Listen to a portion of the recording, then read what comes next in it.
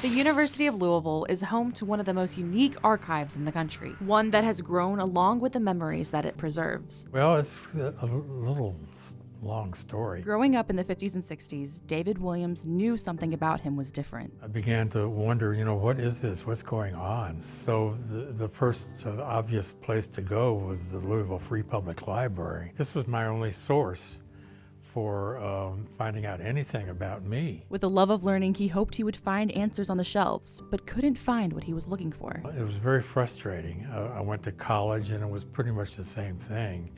We learned about people like Oscar Wilde and Michelangelo, but nothing about gay life. When Louisville began to organize around gay and lesbian issues in the 1980s, David volunteered. There was a lot of things being generated, posters and flyers and little newsletters and stuff, and I thought, somebody needs to be collecting these. In 1982, he started an archive and library himself. I've always been a pack rat. And while documenting the lives and experience of the Louisville LGBTQ community, David also found something else. A fabulous relationship. Love.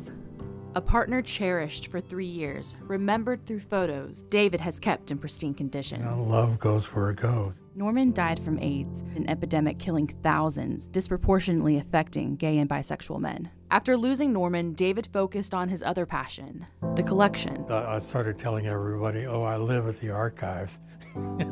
Because by then my basement was just stuffed. I had like 3,000 books in my front room. The floor was beginning to sag.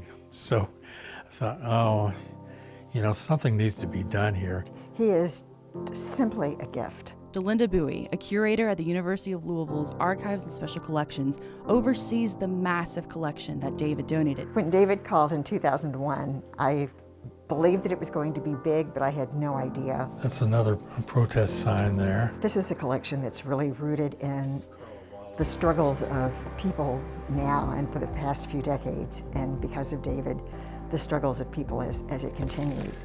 And this is just the books. We have like 30,000 magazines too. The collection is now one of the largest LGBTQ plus archives in the country, named after David. No, he'd be proud of it, And the love of his life. This is a major book. The Williams-Nichols collection is still growing and has become a resource to college students, scholars, and anyone with the love of learning and some historic curiosity. Forgot about that. Just like David. It's not gay specific, but it's pretty gay. David Williams couldn't find himself or the LGBTQ community represented on the shelves of a library or in any archive growing up. It's very important for them to know how far the community has come. He dedicated his life to documenting the LGBTQ movement, archiving the experience in Kentuckiana, and preserving cherished memories. I don't know where I put all this stuff. You just have to make an appointment. In Louisville. This is one of those older books here. Alyssa Newton, WHAS 11, on your side.